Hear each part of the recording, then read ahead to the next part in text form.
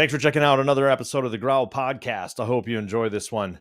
Don't forget to subscribe to the channel. I cannot express how important that is to help push us through the algorithm and get this content to metalheads who want to see it. Subscribe to the channel, share it with your friends, tell them to subscribe to it. I've got some great perks upcoming that you don't want to miss out on. I also set up a member section, which I know can seem goofy as shit, but I have an idea for it to allow those who really want to partake to take advantage of some really cool things. I have some 5x7 autographed cards from each of the guests that are on the show. I have some signature drumsticks that are autographed. I have guitar picks. I have all sorts of cool stuff from these guests that are on the show that they want to share with you guys. And in order to get your hands on those, you need to be a member. Okay. The membership package is like $5 a month. Okay. Every month I'm going to be giving things away. So I have a fair amount from each artist, so it's going to be worth your while. It's not some junk bullcrap just to get your money. You're also going to get a 15% discount on the Growl podcast store for merchandise if you care to get any of that. You're going to start to get advanced viewings of all full episodes several days before the rest of your mortal friends. So check that out if it's something you're interested in. Sign up, become a member, take advantage of these perks because they're pretty killer.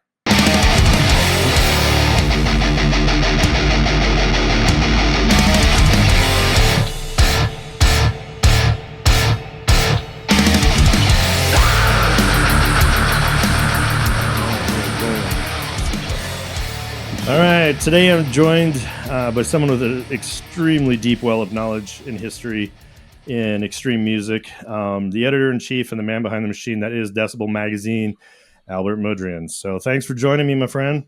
Of course, man. Thank you for having me on this. Oh, it's a pleasure to have you on here. And it has, like we mentioned when we first got on, man, it's been a minute. Yes. 2017, I think, it was face-to-face, and it feels like it was a couple years ago already. And it's just... It really does. I think a few things have happened over that stretch of time, but at the same time, I still remember it. So that's a good sign. That is a good sign. That is a good sign. So, and then I know we mentioned that the true test of time and correlation is children. And I've got two kids. I've got two girls. My oldest is 16, who's graduating this year, and my youngest is 14. And when I last seen you, they were both babies, pretty much. So, and then your kid's situation, what you got going on? My daughter is 10, and my daughter is 13, and my son is 10. It's busy. I mean, as you know, there's instrument practice, there's sports practice, there's friends, there's just family obligations that you have to drag them to, often not of their own volition. But it's great. It's I really like. I can't imagine. I mean, it's only been 13 years that I've been a parent, but I just you just begin to just separate your life into before and after parenting, and like the before just seems just like this weird period where you're just like, what the hell did I do with all my time? Like I sit around, like my wife and I, every once in a while, be flipping through television at night, and like some show will come on, like some like House, like fucking House will come on. We'll be like, remember we had time to watch that? What the hell were we doing watching House? And it feels like while I could hang out and lament not being able to watch House. I don't have that. I don't feel that way. But it really just becomes kind of like a wild two-part existence, For the sure. pre and post. For sure. And we've had that same discussion, and I bet everyone with kids does, how you learn to become a pretty proficient time management, situation when you've got athletics and any type of post-academic stuff, with, clubs and this, that, and the other. And sometimes you get to that end of the week and you're just like, holy shit, I can't imagine 20-year-old me ever being able to juggle that many things. But no, 20-year-old us didn't have Google calendars to no, keep our lives in order. no. And then when you were saying the last enjoyable section, and it's really, I'll tell you, like, I thought when my kids got, or especially my oldest, because she's a firecracker, she's all tomboy, kind of a throttle control problem, sweetheart. But when she turned 14, it was like a whole new chapter started, and that's the boys and the dating and the drama and the stress. And I couldn't wait for that page to turn. That was like a rough, rugged page. And now since she's a senior and things are happening, I feel like I'm getting to that next chapter, which I'm actually very, very excited for, in this young adult. I'm watching this kid turn into something that you worked so hard to help form and guide. And I think that's the next rewarding chapter that I'm looking forward to, watching her become an adult. Just a young woman. Yeah. Just a whole, I don't want to use the word adult, but like pre-adult. Yes. Yes. still struggling to make good decisions, but yes.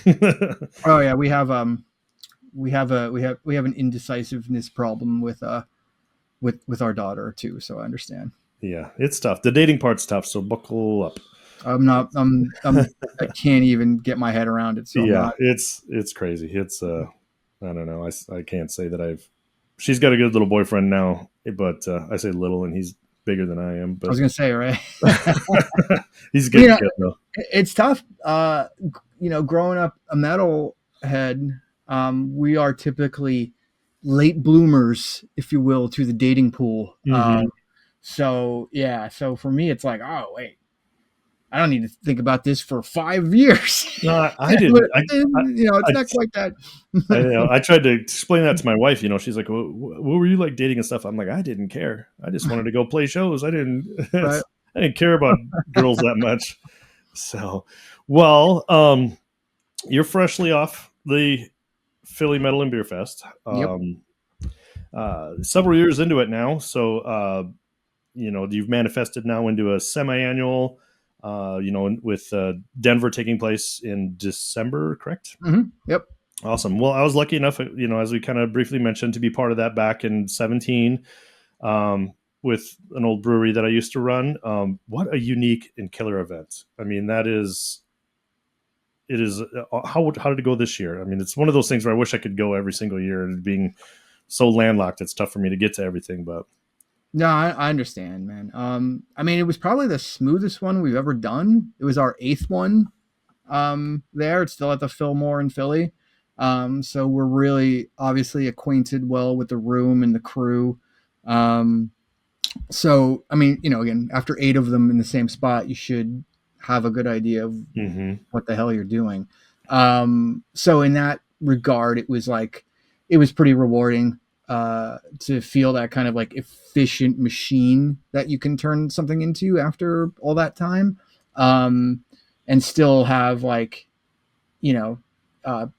people excited to be there. You see a lot of the same faces after 8 years. Some people who are like, I'm here every year, and then some people had never been there before. You know how it is. It's the same with anything like that. So yeah, it's definitely still rewarding. It still feels like a massive undertaking every time, but I think adding the second location, as we did in 2018, first in Los Angeles for 3 years and now in Denver for 3 years, that's been another like great learning experience in terms of being able to try something out in one location and then be able to appropriate that to the other, seeing what works in one place. If it can be replicated, sometimes it can, sometimes it can't. But it's really cool because you just get a whole nother perspective on an event with a different crew in a different city in a different room. And most events don't have that kind of opportunity to have that that feedback experience, you know. So it's been really cool. And this year in Denver, we're moving it to a bigger room than we've ever been. It's actually even bigger than the Fillmore in Philadelphia. But that's just the result of us booking Acid Bath, who are having a crazy moment in terms of interest and popularity in our world. So we have a little unique tie to. So growing up, Acid Bath was tremendously popular in my city here, and they struggled in most of the country. I was going to say in every other city, more or less, they struggled. Yeah, so they did well here, and then they did well in, I don't know if it was like Madison, Wisconsin or something, but like two little odd ducks. And at that time, I worked at an independent record store here, and you could see, I can't remember what, this is not a Nielsen thing, but it's like where you could see where CD sales were actually, you know, where they were the strongest and whatever. And it was like 80% of all Acid Bath sales were right in my little bubble here. And the band I was in at the time, we were touring, and we came across them in it was like St. Louis or something like that. And our show did pretty good, so we jumped over. The next day we had a day off and went and watched them, and there was like 20 people there, and I was like, what the fuck's going on? Like, they'd play here and there'd be 600 people, 700 people in a little tiny club. And then, you know, so it was hard for me to understand what that was. And then, you know, I think they're just a testament to really just staying true to that little uniqueness that they had. And man, it is really cool for all of them to get this moment. It's great to see it, man. I'm really happy for Sammy, who's been a lifer for, you know, decades now, slogging it out in the underground, and then to kind of have this recognition, and then this, let's be honest, like reaping a nice financial reward with some of these shows here. Like, it's great. I'm super stoked for them. But yeah, it really is, like, when you kind of look at it, like how it all happened, it's really kind of wild, because yeah, they were a singular band for sure, but there's plenty of other singular bands that didn't make it, that didn't generate a legacy and interest and cultivate this legend, this mythology, and manage to like have this demand, and then meet this demand by coming back like this. And I don't know, it's kind of wild, because, you know, like you said, in your town, they were really successful, but, you know, where I grew up in Northeast PA, there was a tiny shithole club called CC's. It was just like a lousy bar in between two major crappy cities, Wilkes-Barre and Scranton. It was in this town called Music, which was nestled in between them. And Acid Bath played there, I'd say, between 94 and 96 at least 3 times. And there's no way there were ever more than 50 people there on any of those occasions.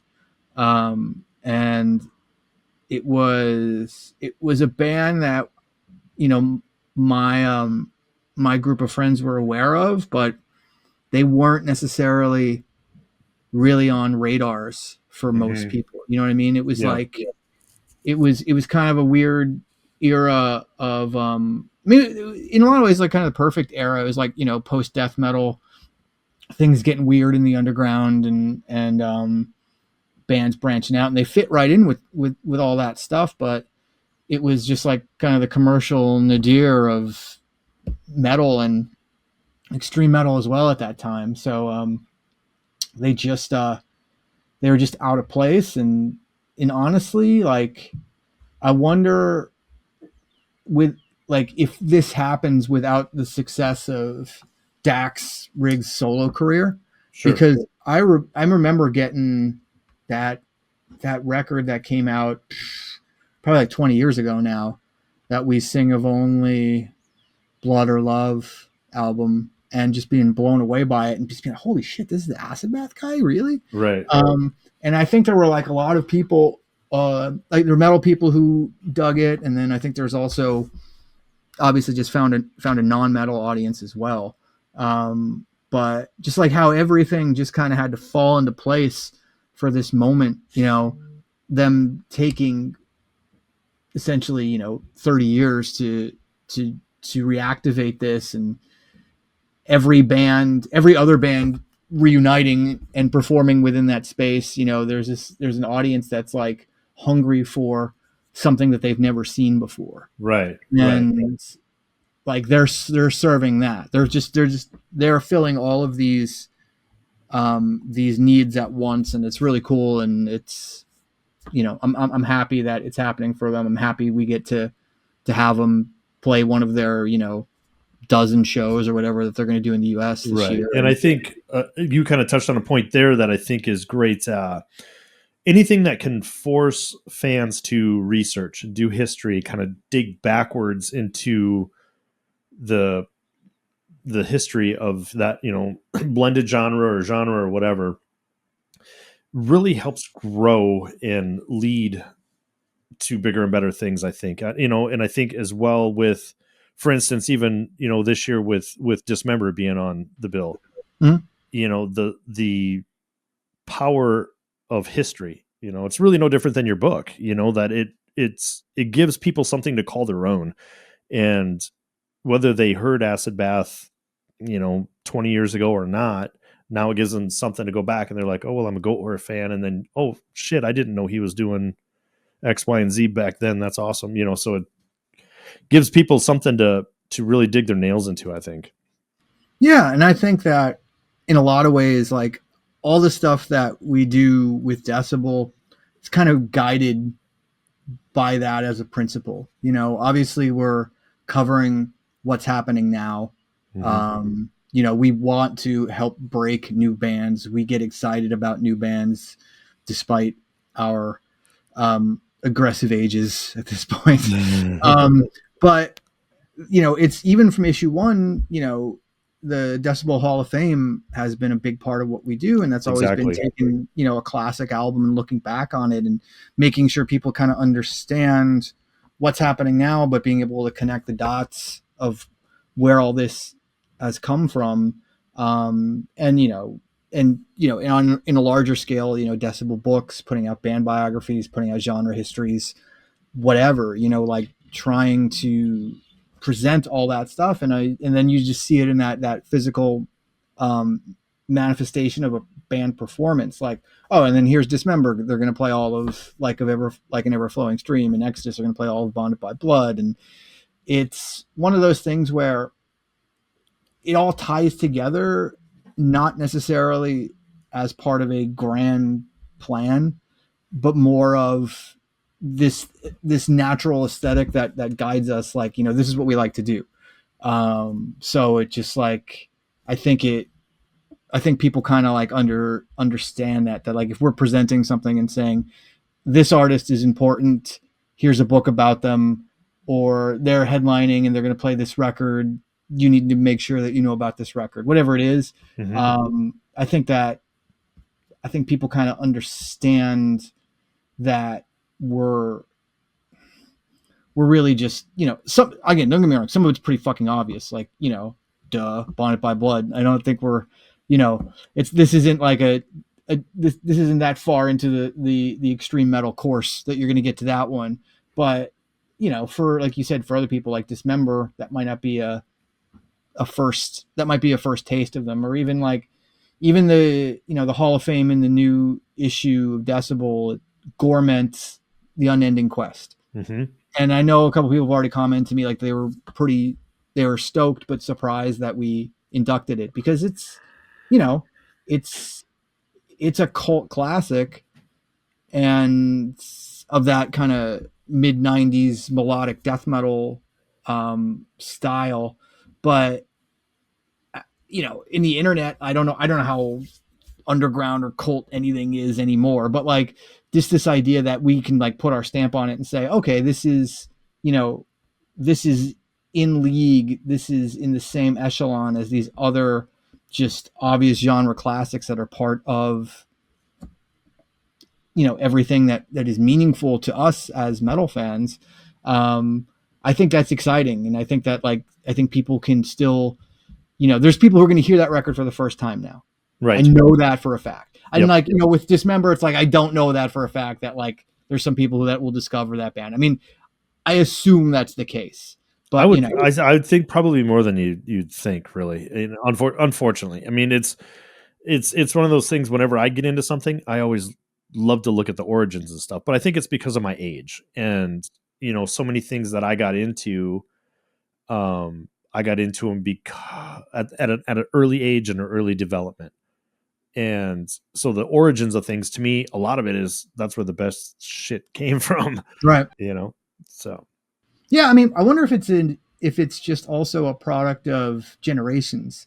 Like, with us, like when you were starting to discover stuff that was part of the underground or part of a style or scene, like I could remember reading thanks lists and like wanting to check out bands based on thanks lists, based on t-shirts that bands I liked were wearing of other band t-shirts. Like, I vividly remember seeing Nick Holmes from Paradise Lost on the back of Lost Paradise in a Confessor shirt, and I was like, I gotta hear Confessor now, things like that.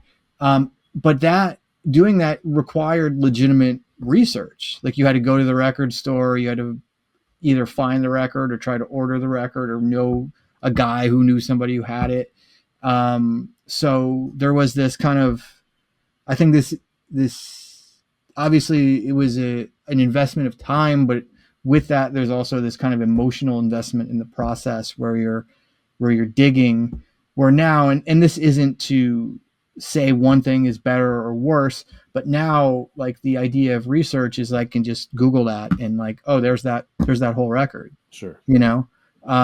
Which is great in the case of Gourmet because like, 30 years ago, if Decibel came out and Gourmet was in the Hall of Fame, like people be like, how the fuck do I hear this record? Like, how am I going to track this down and get this? Like, it's right. going to take a minute, but like, people could like stream it or download it within seconds of seeing it on the cover and go from there. So yeah, I do think that our generation was probably more geared to like archival digging than maybe this generation is, but like that's just because they don't have to, Right. Thanks for checking out another episode of the Growl podcast. If there's one thing that you can do to help me out with this channel, and then it's really easy, and that's just subscribe to the channel, share it with your friends, tell them to subscribe, help me crack this algorithm and get this content out to metalheads around the world.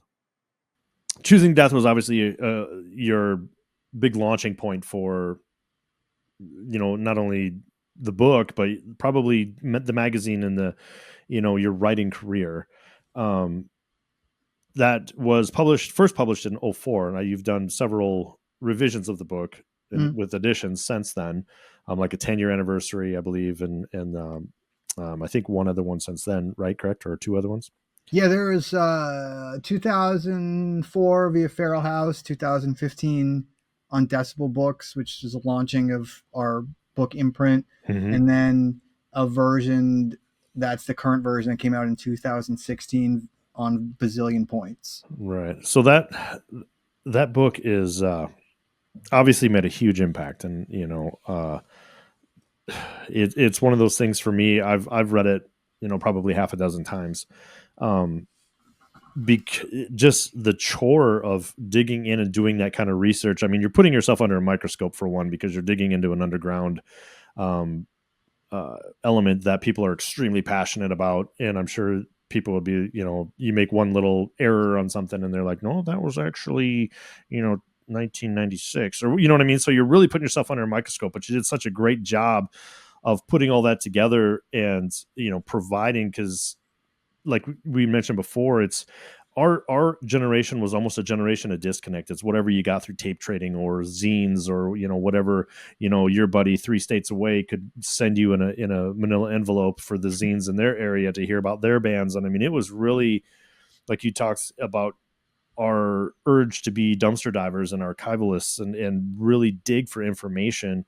That book put all the puzzle pieces together that, you knew some things about some bands, especially on a global level. So we published in 2004. How long did it take from conception to delivery on a project of that scope? probably a little under 2 years. Wow. Yeah, a little under 2 years. Because it was kind of a different time in terms of it's pre-social media. Right. So it was emails and phone numbers, and it was just like tracking people down that way. You couldn't like go online and Google Chris Reifert and then be like, oh, there's his, and then when you did get in touch with Chris Reifert, you would learn that he didn't have an email address because he didn't have a computer. So you had to call him and leave a message on his answering machine, and then he had to call you back. So there was a lot. The process was, there were just extras. It's not different than when you would reach out to somebody today to try to get them involved in a project like this, but there were extra steps where it was not an instantaneous process of, oh, I heard this, this guy's on this record, I can find him here, and then within a day there's a contact made and an interview scheduled or what have you. And it was definitely a lot of it was a lot of the, back in my day, we walked 12 miles to school both ways through the snow kind of thing. You had that, you had to transcribe the transcriptions just via tape recorder, headphones, like stop start, like typing it all out like that. There were no programs or anything like that, so it was just more of a time consuming process. And I think that one of the more interesting things that maybe now in retrospect, now that I think about it, like the internet as an archive for music and metal, literally metal archives, I don't know if it was a thing at, like, when I was working on that book in 2002 and 2003. If it was in its infancy and I didn't know about it, and I probably wouldn't have trusted it back then either. Right. So you really needed to like talk to people, like to get like firm release dates of when something would come out. You would need to corroborate that with multiple people who were either in the band and or worked at the record label that it came out on. There's just like all these kinds of steps to tie all that stuff together. And then I would often find information online that was just like floating around from like webzines that were out there that were just full of errors. People who went on to become respected journalists in our world who would produce things, in an authoritative voice 20 plus years ago about the history of this movement, and just be so fucking wrong with so many details. Sure. So like you learned, like stuff that, again, things that I knew were wrong even before I began the process of doing interviews and research on the book. So really it's like those kinds of things. I'm not saying like making a book now or writing a book now would be easy, because it's never easy. It's always a nightmare. Mm-hmm. And since I work, with authors regularly to edit and publish their books now, I see it. I see what they go through. I see what the process is. I see how it's changed. I see how it's stayed the same in some respects. So yeah, but yeah, it was definitely, overall it was a different, just more tedious process, I guess. Right. Yeah. Not as much information just at your fingertips. So yeah. And it was honestly kind of cool, because it was like, I would do an interview, I'd do like a 75 minute interview with, like, I don't know, say Rick Ross or something, just throwing it out there. And like, I'd get off the phone and like half of the stuff that was discussed in the interview and conversation was stuff that was just brand new information to me, things I did not previously know. And that was really exciting. Like, I could remember times where I'd get off the phone, like, and it would be like midnight, but it would be just like, I would have like all this great like information I thought I gathered, and I would just be wired, and I'd be like, I'm just going to start transcribing this right now. Yeah, and you're just like, so like, it was cool. Like the lack of information previously was great, because it really felt like you were like, oh shit, I get to tell this story. I get to present this that people just don't know, just because there wasn't this There just wasn't this source material where it was documented before. Sure. So were you a musician at any point prior to this, or is this something that just kind of derived from being, kind of an infatuated fan that wanted to project the history? I mean, I played in a couple bands, but I wouldn't say I was a musician by any stretch. Like, or if you want to talk like boombox demos, like nothing really beyond that. Those drums, those aren't mine. I don't know how to play those. Those are my 10-year-olds. He's the best musician in the family. Right. So like, no, it was basically just kind of born out of that, that obsession with that music growing up. And then, I got a job as an editor of a music magazine. This is back in the 90s. And it was kind of it was a general audience thing. Mm-hmm. So I would cover the metal stuff, obviously. And so I could like still continue to write about that stuff, but it would be, it allowed me to like look at stuff from a more macro perspective about how just people appreciated music overall. Mm-hmm.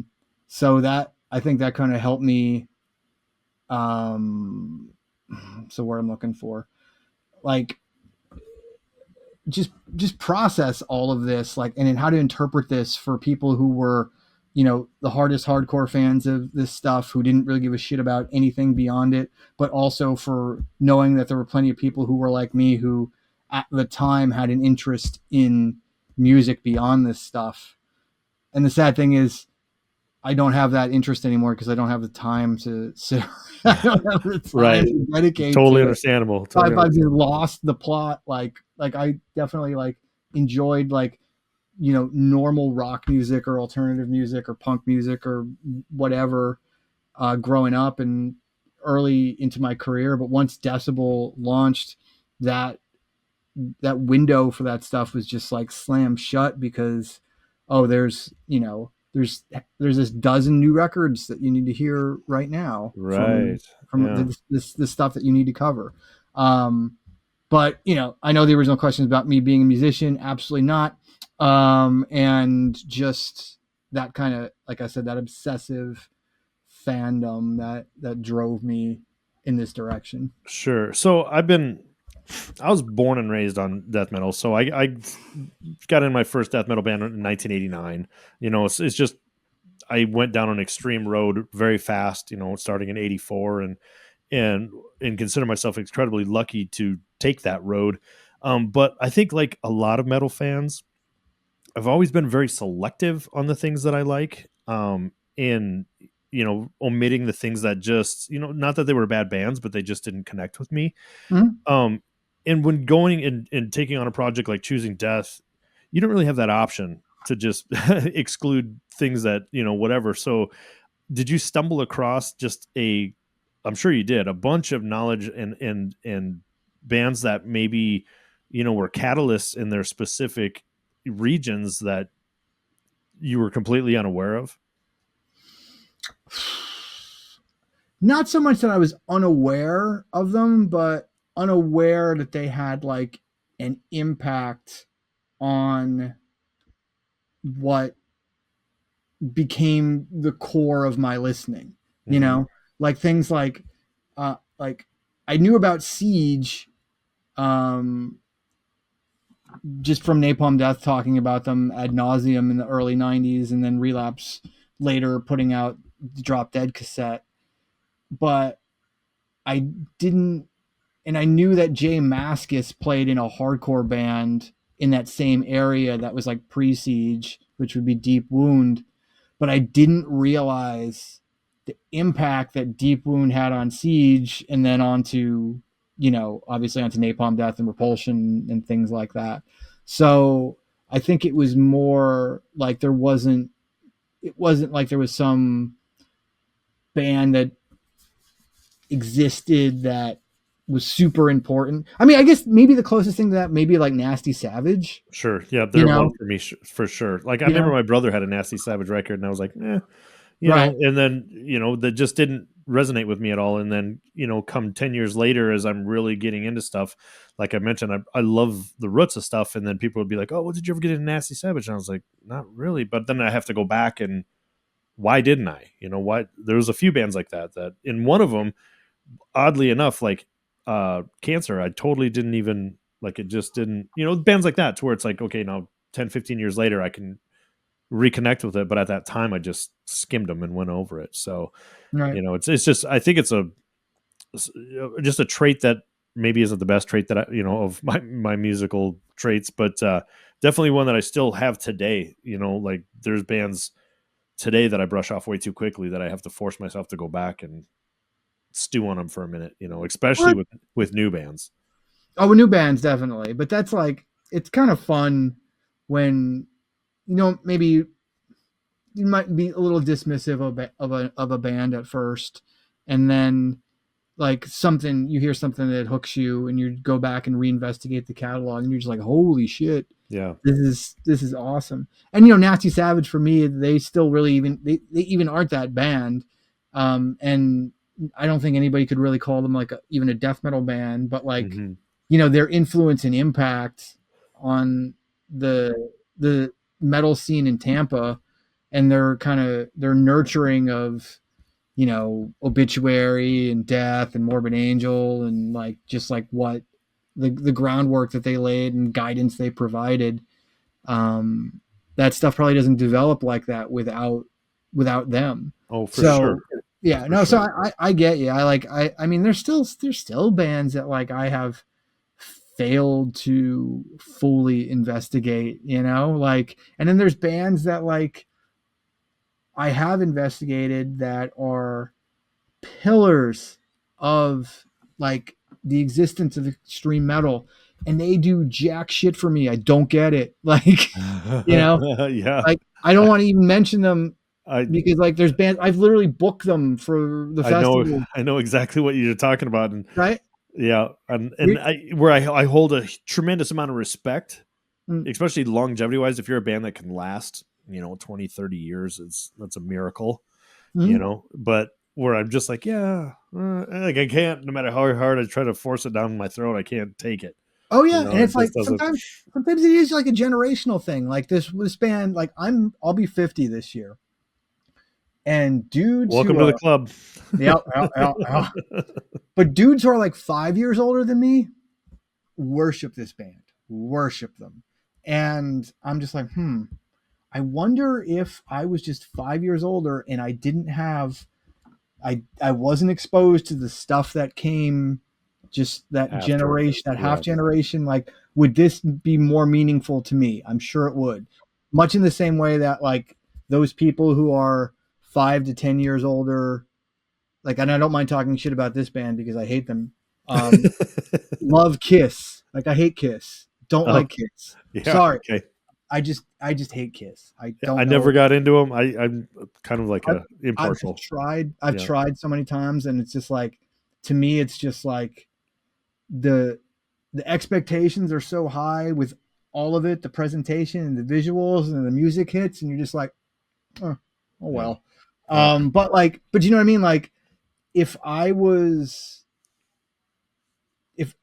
in like 1977 or 78, if I was 10 years old and I heard Kiss, my mind would have been blown. Yeah. I get it. Yeah. But it really becomes a generational thing.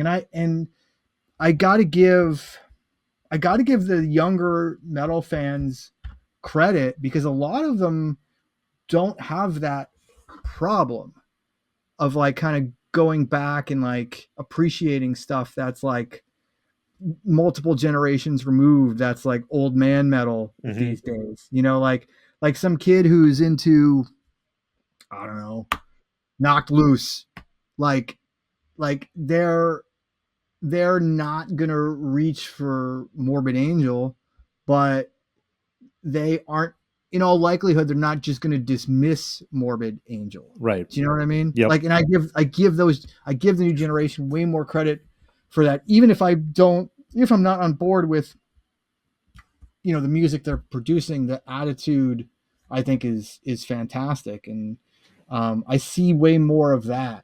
and maybe that's, that you kind of maybe get into that whole notion of like gatekeeping, or even attempting to define exactly what that is. But like, you with the younger kids, you just don't see it because they just don't have those walls. And again, so much of it is just largely due to the proliferation of the internet and how people consume music now. Yeah. I think maybe that, and maybe also I'm going to try to defend myself here, probably poorly, but I think, where we all seem to have that, like the line that you're talking about, the 50-year-old group say, the thing where I started to connect on things is when the genre was born. And I think the generation beyond us doesn't have that. There's no new genre. I mean, there's subgenres of stuff, but when you get to extreme metal, whether it's death metal, grindcore, like that first wave of brutality that came out, nothing prior to that could hold a candle to it. There was just no way. So we had that wall, that line was there. And, to go from, you either were a Kiss fan, or if you liked that theatrics, well, for me now it's King Diamond. You know what I mean? It is really evil. It doesn't just look evil. It is evil. And, that line was drawn, and I don't, the generation beyond us doesn't have that line. It's a different subgenre, but it's more homogenous. I don't disagree with you, but I think that just like, that is, you're right. I think it's not a one or the other thing. I think that in addition to that, there just is this like way people can consume stuff, and it's in, they're not trying to box themselves in. Right. And they're, you know what I mean? Like, they're not like,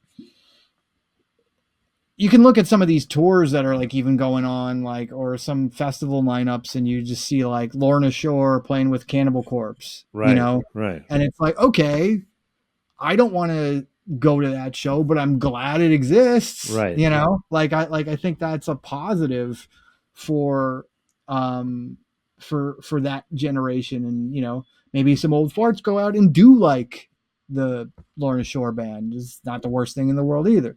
But I think that like, and you could make the argument that like there's negatives because there's nothing, that separation doesn't exist where everything is on some kind of equal playing field, whether it deserves to be or not, so that, that's a potential con in that sense. But like, I don't know.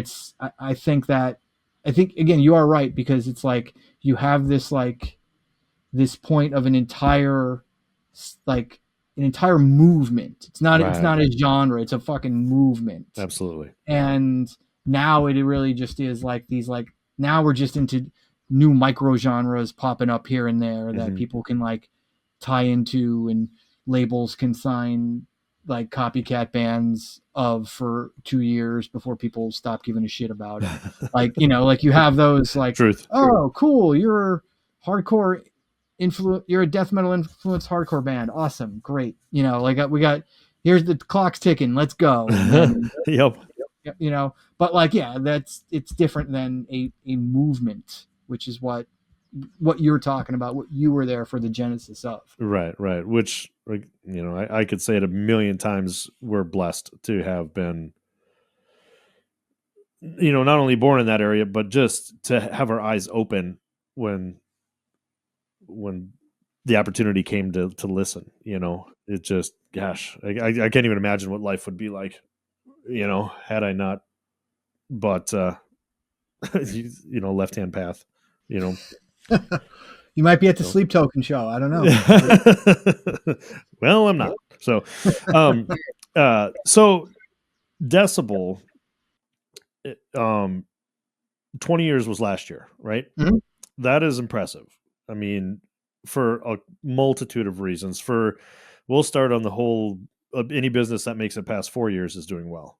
So to last 20 years, no less in an industry that has faced the obstacles that print magazine has faced with, the internet and information at your fingertips, to liken it to selling a hard copy for a band, it has become hard to move anything.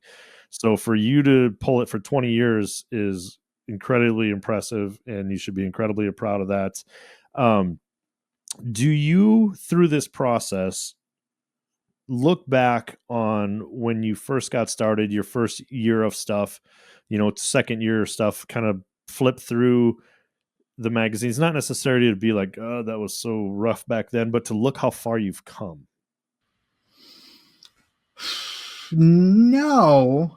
And this is probably not the answer that you're expecting, but like in some ways, I think it was almost better then because it's all I did, Mm-hmm. It was like, I didn't put together multiple festivals. I didn't work on a tour. I didn't put out records. I didn't work on a website. I didn't publish 1 or 2 books a year. Like, all that stuff is on top of everything that Decibel does. And the most important thing will always be the magazine. That's still number one. That's the engine that drives all of this. Right. But like, you'll be copy editing something and you'll be like, man, if I had another day, I could imagine like a really cool sidebar or something fun or funny that could get crammed into here. But like, we're such a small company. Like there's me, there's our art director, there's our ad sales guy, and there's our fulfillment person. Wow. That's it. Dang, that's impressive. That's really impressive. I was going to ask that eventually down the road if it didn't slip me, is like, how many hands on deck does it take to make that work? Because it coming from the outside perspective to me, because the professionalism has always been there, for as far back as I can remember. It's one of those things. Your perception of how big something is to how big something really is, as I'm sitting on the outside, it's like, what is it? A team of 10? A team of what? I don't know. I love that though. That's great. That's that we always were just like, oh yeah, please believe that. Please, like then it makes it seem like that it's this impressive operation. And I mean, it is, because like the people that I've been fortunate enough to surround myself with are supremely talented and motivated and bust ass and believe in the cause and the overall, just the, without, I know this word is kind of gross, but brand, of what we do. And there's a lot of pride, because we know that, like, we know nobody expects us to survive. Like, people have been telling us for 20 years, like, oh, this shit is over. And we're like, okay, we'll see, and like, it's not, because like we've fortunate enough to land in a niche and just kind of nail it, and become that that source for people that are of a certain age and of a certain interest level. That's a nice way of saying like old and obsessed. So do you think, watching a lot of the metal magazines that kind of played all tiers and fans of me, like different branches of metal from, you take Spin Magazine, take whatever you want to, right. and watch how they struggled and floundered and whatever. Do you think that because you're so niche was a kind of a key to your survival? 100%. Like, we never had aspirations of being like, yeah, we're going to have, Rotting Christ on the cover, and we're going to be in every 7-Eleven in the Midwest, Right. Like, we're not going to make 500,000 magazines like Spin. We're not going to try to get Coca-Cola to buy ads. Mm-hmm. For us, it was just like, we knew, I knew what I wanted to do. I knew what I wanted the magazine to be. And then when I found that there were enough people who responded to it and connected with it, that's when we kind of established our core audience. And then it was like, all right, we're not going to let these people down. This is like they believe what we believe for the most part. So no, we're not putting Sleep Token on the cover or whatever. You know what I mean? Like it's like we're not going in that direction. No, we don't know what to say about the new Baby Metal album. We really don't. So we're just not going to say anything. Things like that. So I think that it's been advantageous because again, like we have a much lower ceiling. The space between our ceiling and floor, there's not a ton. But that's good for us because we know that we can work within there, and we can sense that like sometimes we'll be closer to here, sometimes we'll be closer to here, but we're always just going to kind of be in that general area. So yeah, being a niche, I think that's the only way to survive in 2025 is to be a niche magazine, because everything else, like you want to talk about spin, Blender, whatever, I can't even remember what half of the like kind of like middle of the road like rock magazines there were, or pop culture magazines there were. I mean, do you remember like 20 years ago there were lifestyle magazines? Yeah. Like what the fuck? Like somebody was like, I'm just gonna combine all these like things that I think lifestyle magazine was always code for we want to get ad money from everybody, right. And I think that again, the fact that we never like went down those paths or tried to exploit that like is what endeared us to a lot of people. And inevitably, some of these things came to us, like Converse or Scion or whatever, these things that like they would like want to get involved with the metal scene, and they would come to us. It wasn't like I went to knocking on the door of Toyota and was like, you guys should be doing more metal stuff and working with us. Right. So like, but to the long and short of it, a niche publication that's the way to go in 2025 for sure. Well, I mean, it's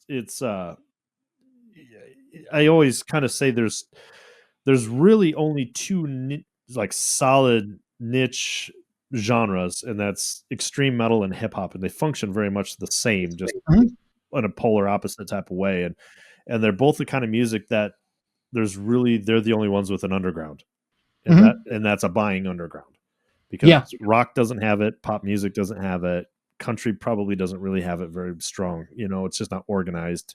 So I mean, country is pop music. It's to me that's it's just a cowboy hat on a pop song at the end of the day.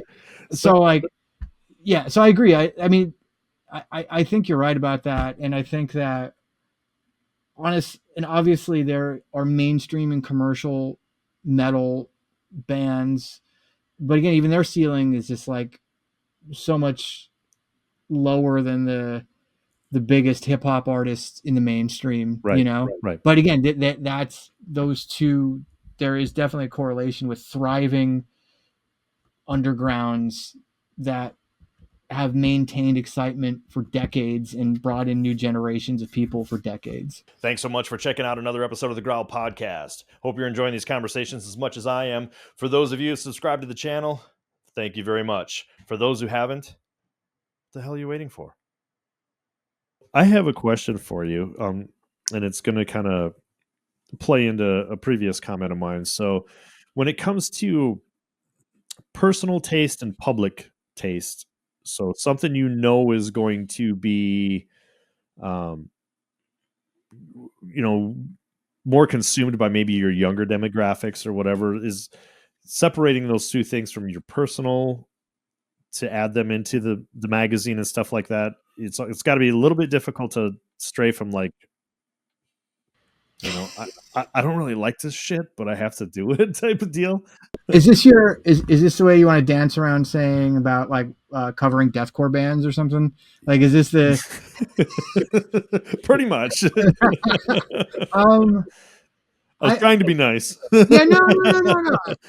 I think it's a valid question, and I think that at the end of the day, it really is like, is there a portion of our readership who's going to find this interesting, compelling? Is it going to work for them? Are they going to be into it? Mm-hmm. If the answer is yes, then sure, you know, like it's going to be essentially, it's going to be in all likelihood, for the most part, one page in the magazine, even, and I'll use them as an example because they've just really blown up in the past couple of years. But Knocked Loose, I don't remember if it was this record or the record before it, but they were already on their way, Right. and like we just did kind of like a one pager, like they were in the upfront section. So, they're essentially allotted the same space as like the Belgian gore grind band, like when you just flip it one page over. Yep. And to me, there's like, if that band, in this case Knocked Loose, if what they're doing is good and interesting, and again we think that like our audience or a portion of our audience will connect with it, then there's absolutely no reason not to do it and not to cover it. Sure. But if you just like, that doesn't mean you need to cover every band of that ilk. Uh-huh. And that doesn't mean you need to cover everything that the younger generation is into. So, it's kind of picking spots, and also trying not to be super dismissive of those acts once you hear them. Unless they're Sleep Token, in which case you can be completely dismissive of that. That shit is fucking terrible. I actually even tried one more time. Yeah. Like 2 days ago. It's like, okay, I'm just going to listen one more time because they look like something I would be interested in. That's visually compelling, yeah. And then but I then like it in. As I love theater. I love it. I love bands that have theater. And it's just like, fuck, I make it like 10 seconds. And I'm like, yo. Yeah, but theater, but Meshuggah meets Coldplay with some auto tune is just right. It's not gonna get it done. But anyway, it's easy to bag on them. They're huge. Whatever. Who gives a shit, yeah. So as you go through the process of assembling an issue, how far in advance are you working? Say if you're working on right now, you're currently working on material for what month? We'll go to print on Tuesday with our July issue, which will hit subscribers middle to end of May and be on newsstands at the beginning of June. And then that'll be finished. Like I can tell you, like cover stories for the issues after that are being worked on. Hall of Fames for the issues of that are being worked on. There's always something moving down the line when you're a monthly, because you just don't have the luxury of just waiting for things to kind of happen. Right. You gotta get out in front of stuff. And again, we've been doing this for 20 years. So the industry knows that, hey, we're the last monthly print publication standing. So they understand our timelines, and, like the Dead Guy record that just got announced yesterday. Mm-hmm. Obviously we're big fans of that band and we've worked with them a ton. We released a live album from them on Decibel Records. They're a core band for us. But that's something we've been aware of for months and worked with them on that and set up, and we got all kinds of things happening with them as the year progresses. But yeah, the timeline, it really varies, because there's also, you get to points as a monthly, the disadvantage is you're beholden to the release schedule a lot of the time. And during, December, January, February, it kind of blows, stuff gets quiet, and you got to get a little creative with what's going to be on the cover, and what's worthy of a lead review, or who's a cool person to talk to for the Q&A that's relevant to what is happening that particular month. Because you're still, obviously the internet has changed the landscape for timeliness but we're still the most timely print magazine there is because we're monthly. Right. So there's a little kind of push and pull of working on the right now and looking, looking over your shoulder, seeing what's coming up on you. But you end up, our timelines are all just fucking crazy because it's like, Metal and Beer Fest, Denver is in December. I'm just about done with the lineup, like the full lineup, and that'll get announced June, Yeah. But the second that's done, it's like, all right, well, we got to, work on the routing of the 2026 Decibel Tour and the 2026 Philly Metal and Beer Fest. And, by the time, but before I can do that, it's like, you got to get our fourth quarter book that's coming out on Decibel Books into production. So, and that's a book that I've been working on with an author for the better part of 2 years now. That'll, will get out this year, and it's going to be, I don't want to divulge too much of it yet, but it's going to be the biggest thing we've ever done book wise. Oh, right. It'll be a big deal in the metal book world. Let me just say it like that.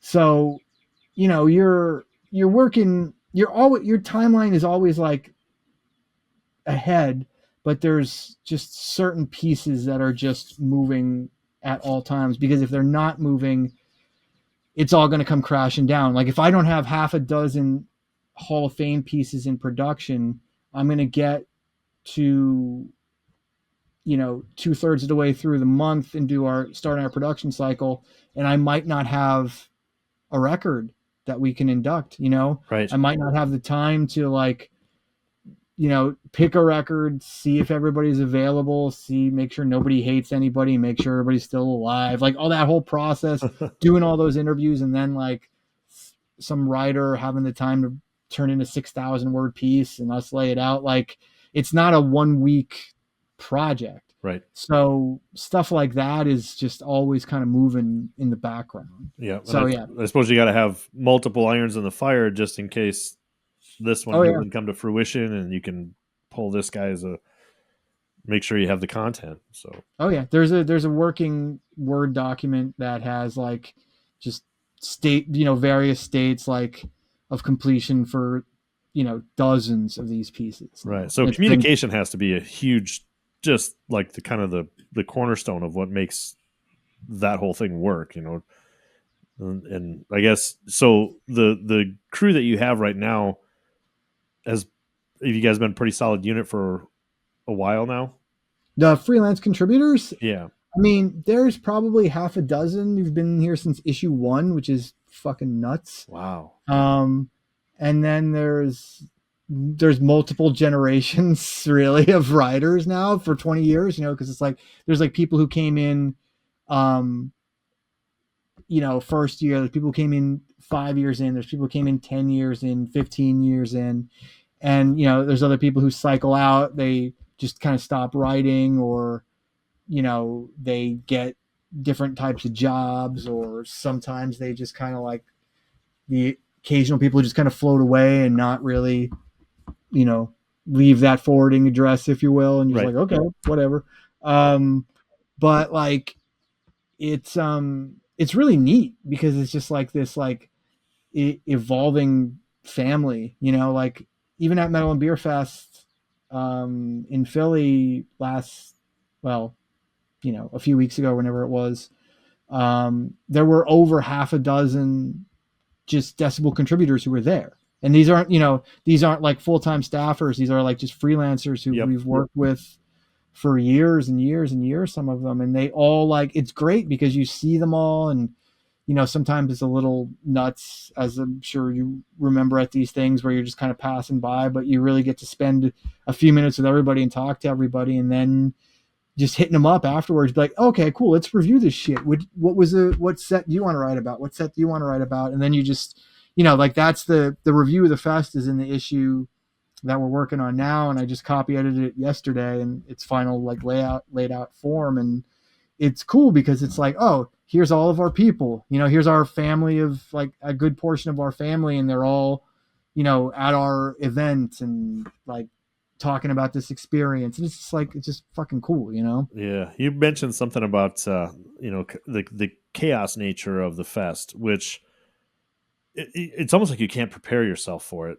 On all of the from where we were there as a brewery and as musicians, it was like every time you turn around, you're like, oh shit, oh shit. Like you're going from one conversation to the next conversation because there's so many people that are intertwined and involved in the industry in one way or another, especially when you're meshing two industries together. It was like, for a 6 to 8 hour day or whatever that was, it felt like a 2 hour timeline. Yeah. Because there's so many great personalities there just to connect with. And some people that you've had, digital relationships with for multiple years, and then you finally end up in the same place together and in such a great environment. I think, that's probably another huge portion of why the fests are successful, is the networking aspects that happens under that roof is pretty damn unique. It's a real community. And like you said, it's multiple communities that like are deeply intertwined at this point. Yeah. And I mean, you bring up a really cool point because, and it kind of dawned on me, like we were at the pre-fest, which is obviously, night one of the whole thing. We do a pre-fest. It's like a 400 cap room. It's upstairs, from the Fillmore where we do the main event. Okay. And it's like, it was like 4 bands, and like I said, it's like 400 cap. It's not like the big, like kind of fest thing. It's kind of a more intimate thing.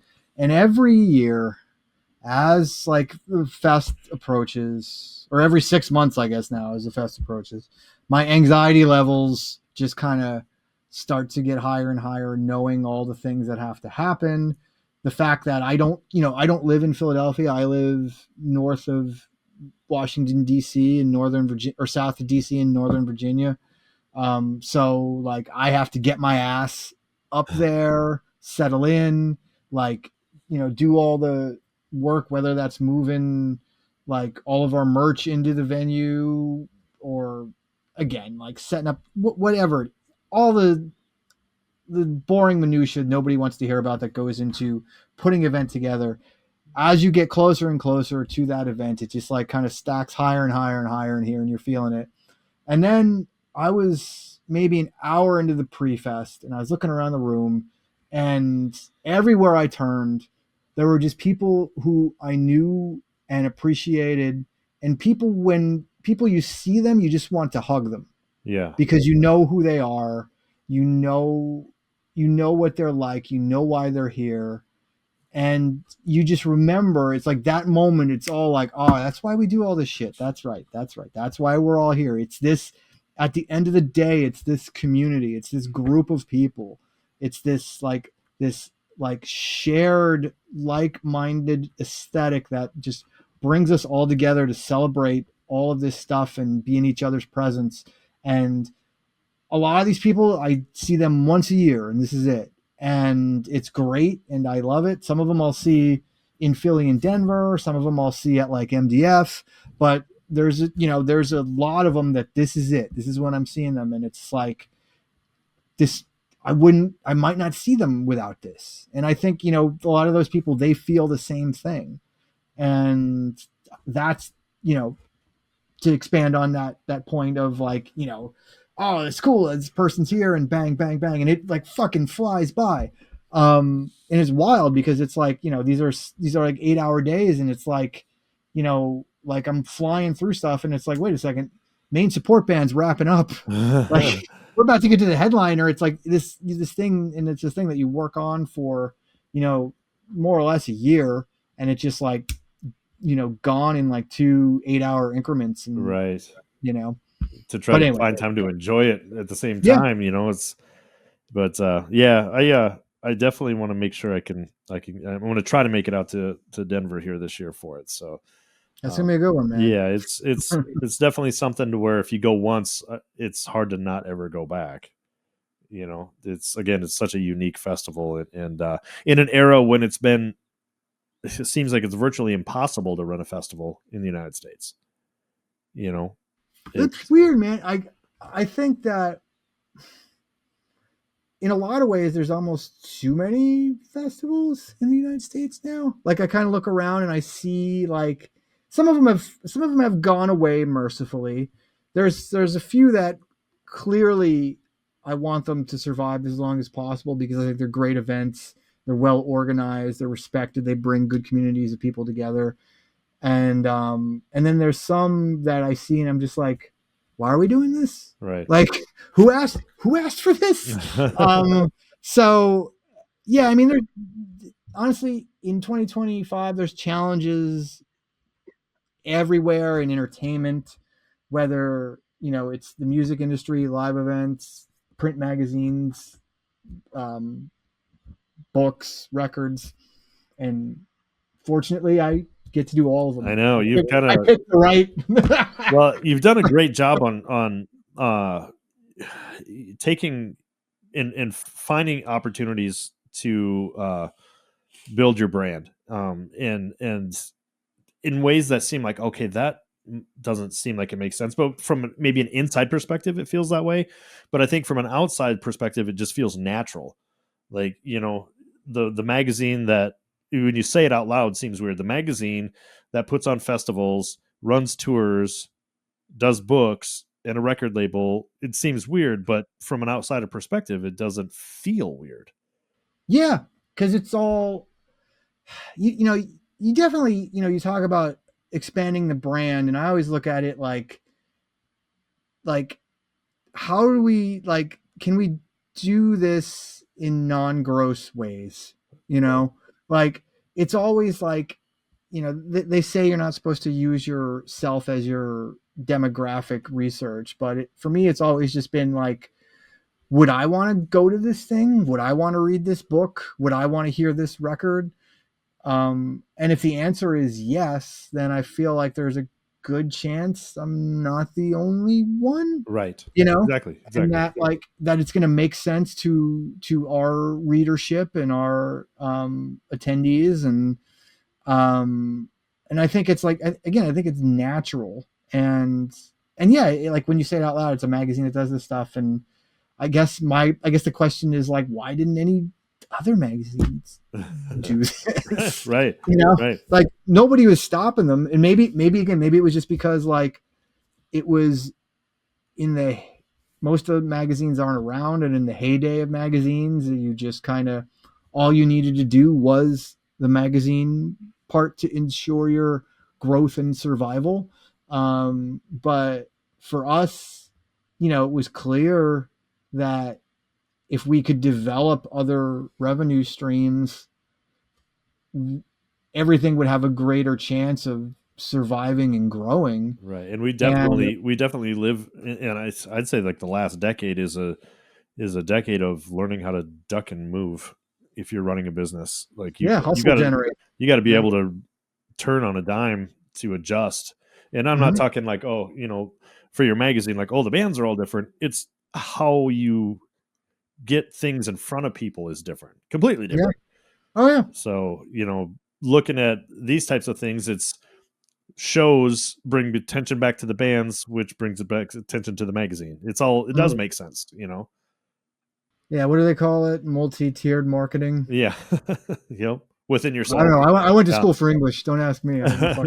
Well, it works, man. And it's you've built something that it's almost like you can't imagine the scene without those things, that you have there. So, it's again, something to be, I know you are, but it is something to be incredibly proud of. And I think, your fan base and your readership base is proud of what they have as a result. So it's that, I know, you touch a lot of people, but as a humble person, sometimes you probably don't realize the wave that you actually create, and with all the tendrils that you have out there, it's a lot, and definitely helps keep the extreme music genre moving forward. I appreciate that, man, and I mean it's cool to hear it from bands who feel as though we help them in some way, whether that's to get on, play a big stage they haven't played on, or be on the cover of the magazine, or whatever it is. Like us being able to have multiple platforms to continue to bring this music to people in an era when it feels like there's no way to reach anybody other than just putting up your stuff on Bandcamp or getting on Spotify, and hoping. Yeah. Like there's like the idea of like this, the idea of developing bands, which I don't even know if record labels say shit like this anymore, but like, like there's no clear path anymore because so many of the things that used to exist just aren't there. Yep. So for us to kind of have some tools that can be useful to artists, like for us, that's great. That's all we really want. Well, really, like the Decibel machine is in reality is the last vestige of stability, because the internet is not stable. It's rare that there is a platform on the internet that is stable. First it's MySpace, and then it's, Facebook, and now no one gives a shit about that. And then it's, the attention span is so quick and flashed, and, where does it jump? Like, how do you even, between breaking an algorithm to be seen or heard, it's really, really, it's like a flash and die. And, what you've built, again, you're 20 years deep on being a pillar and of, stability, which,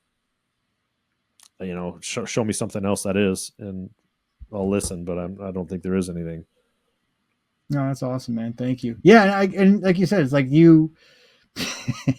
the second you like learn the game, like whether that's like the algorithm to reach people on social media, the second you learn it, they change the rules. Platform is changed or that obsolete. Yep. And it's like I'm gonna know the bare minimum of how to just like get some of our information out there, and then the rest is just going to be, reaching people who I know want to be reached. Yep. And it's, with what you guys do, and I think it's the kind of cool part about a tangible physical magazine is it is a resource that gives back.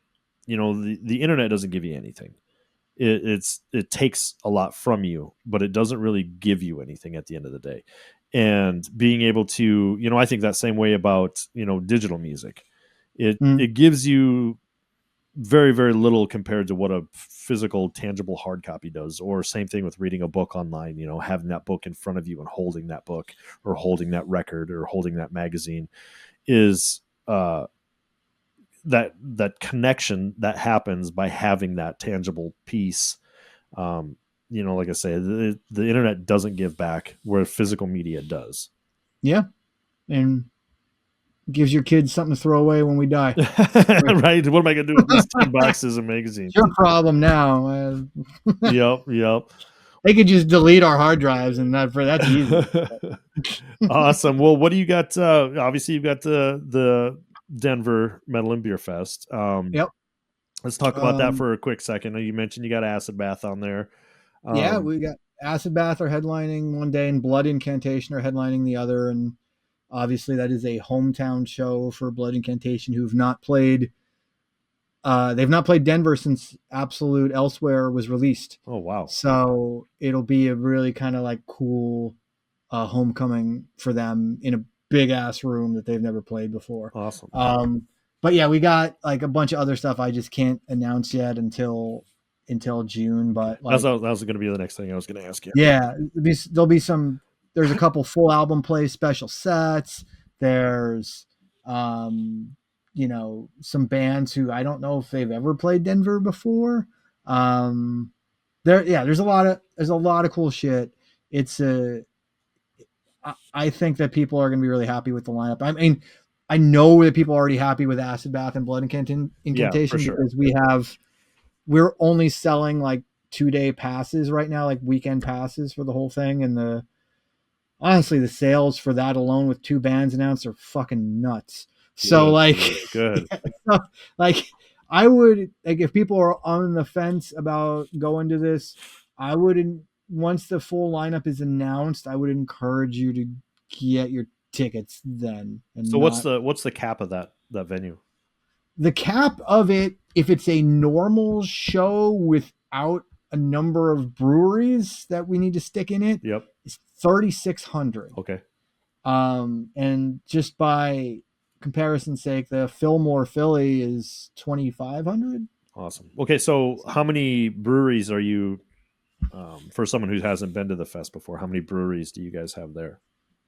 In Philly, we have anywhere between like 15 and 17 in Philly annually. And here we'll have the space and opportunity to do more. I would say we could probably go up to 20.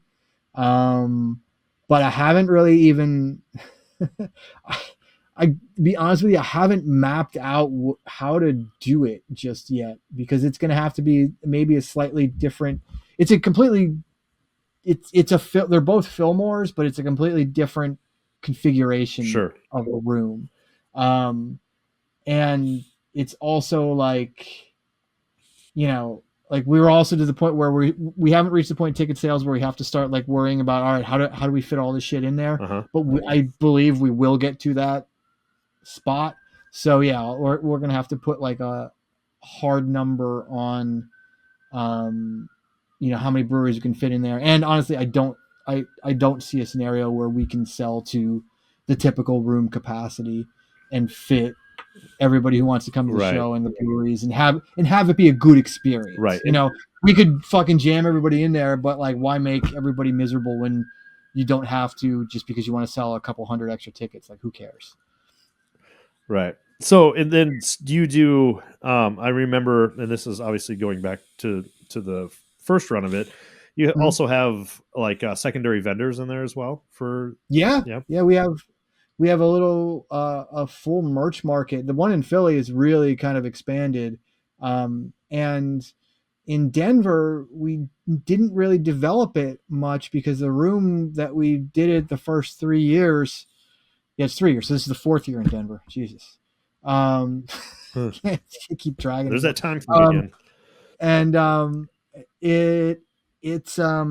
the room was the Summit where we did the first 3, and it's only about 1,000 capacity. So we were jamming a dozen breweries in there. We were at full capacity the first 2 to 3 years there. And you just didn't have a lot of space for vendors between like bands selling 7 bands a day selling merch. Yep. So we didn't really like lean into that. And at the Fillmore Denver, we have the opportunity to do that. So I think it's something we're going to look into. But it'll have to, again, when we kind of map out where everything's going to go. But yeah, and all this again to say, like, it's very possible that after this year we move back to the Summit, just because, like, getting something the size of Acid Bath and having it work in a room that big, that's a unique challenge in our world. There's only so many extreme metal bands who could get that many people in a room. Yep. So it was a unique opportunity. I figured let's do it. And if we move back to the Summit, it isn't because of, it's a shrinking event or anything. It's just because, well, no, this is kind of what we do. If anything, this is like, this year might be the outlier, right? But that's okay. Yeah. You want to be able to have that, we might do 10 festivals over 10 years, and 7 of them might be at the Summit and 3 of them might be at the Fillmore. Like, we have this luxury. We have like committed partners with Live Nation in Denver who are super flexible with us and want to do the coolest stuff each year. So, like, cool, let's let's be able to toggle back and forth if we have to. Yeah, it's a great option to have. Mm-hmm. Absolutely. Apart from the Metal Beer Fest in Denver, anything else in 25 that you are able to talk about or want to talk about? How about this too? I'll throw this out there right now. Prior to the Denver show, let's get you back on so we can spend, it doesn't have to be, an hour and a half conversation. It can be, a half hour, whatever you want, for you to really go into details on what's going on there. And we'll do an episode just based on that event, because I think it's worthy of it. So that'd be fun, man. Yeah.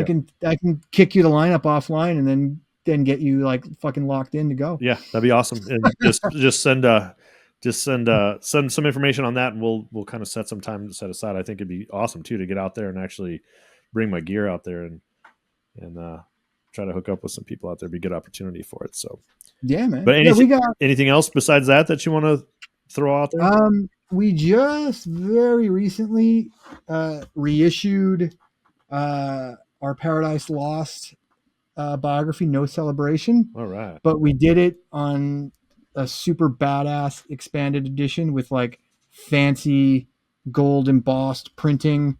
It looks really cool, trust me. It might be hard to do it justice on camera, but it's got like this finish. It feels like a goddamn Bible. Right. Like, it's really cool. This is up for pre-order now. It'll be shipping very soon, within a couple weeks, I think. So we did a run of these. We have our Immolation biography is still pretty recent. That hasn't even been out a year. Scott Burns Sessions book that we put out in 2023 is in its third pressing now. It continues to fucking crush. It's been great. And like I said, we have our book for 2025 is going to be the biggest thing we've ever done. And will be, I'm guessing the pre-order will be late summer. Okay. And then probably out like, September, October. So yeah, I can't say what that is yet, but it's like, everybody's really excited about it. And, it's been a long process, and it's once that book is out, you're just gonna be like, I can't believe this book wasn't here already. Right. Well, good. But it's so we've got that. We'll announce Philly Metal and Beer Fest October or November for 2026. Okay. Decibel Tour probably shortly announced on the heels of that. After that, yeah, man. We're always getting, for the Decibel web store, we're always trying to find cool limited vinyl variants of records to release, get to people, and they're always records that are like shit we're excited about. We're not going to be like, here's 300 Sleep Token records. Yep. Like right now, the Dead Guy record that was just announced yesterday, we have a variant of that. We got like 200 copies of our own color, and that was yesterday. There's like 20 left. Oh, good. So, always check out the store. You'll find, if you're a fan of the magazine, you'll be a fan of the bands we cover. And we've got we have cool, reasonably priced shit that isn't like fucking Ghost Dildos or Kerry King fart spray or whatever, stuff ends up in other metal stores. We try to take the curation of it as seriously as we take the curation of the magazine and our events and everything else we do. So yeah, that's about it, other than coaching my son's little league team. But it's like, nobody can help me with that at the moment except our other coaches. There you go. So awesome. Well, I had learned a lot from you, and I'll continue to learn from you. It is I can't say it enough of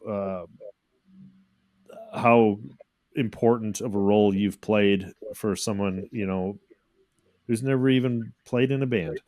The effect that you've had on such a the whole community. So kudos to you, and man, I wish you the best on everything upcoming for the year and forward, and congratulations on the 20th for the magazine. That's fantastic. And thanks so much for sharing all your time and your thoughts and everything. And we look forward to having you back on before the fest in Denver. Yeah, dude, generally appreciate it, man. It's really cool to be able to still like have a good reason to stay in touch. For sure. And yeah, let's talk again, and happy to come back on whenever. And anybody who checked this out, anybody who's made it this fucking far, you masochist, thank you. So right on. All right. And then send me all your links to everything you want included in here so I can get those below for everyone to check out. And again, thank you very much, and look forward to having you on next time, man. Right on. All right, dude. Thank you. Thank you. All right. And then y'all. Hang with me here too. When we hit end recording here, just make sure you've done these before, I'm sure. Just make sure if your internet connection lagged for any reason that you're fully uploaded. And then, and then one thing that I did want to, I'll email you too or whatever, but the potential for vendor space there, as you go forward and get that thing mapped out, sorry. I have that coffee company too that I still do stuff with that I think would be kind of potential, just to check into it and see what options are if I'm going to swing out there anyway, to swing out in force. So, I mean, it's a really good, it's a good opportunity out there, especially because I don't know how much you remember about the structure of the event in Philly, but there was a third-party concessionaire, Wolfgang Puck, that works in the Fillmore, Philly, that handles the food and beverage, and all the beer stuff, all food shit goes through them. Yep. And since they want to just sell through their kitchen and don't want to have like any other competing products available, it's always been difficult to like get anything from like fucking hot sauce to makes sense. Yeah. Whatever. But like, we don't have that at Fillmore in Denver. It's in-house. Okay. And they're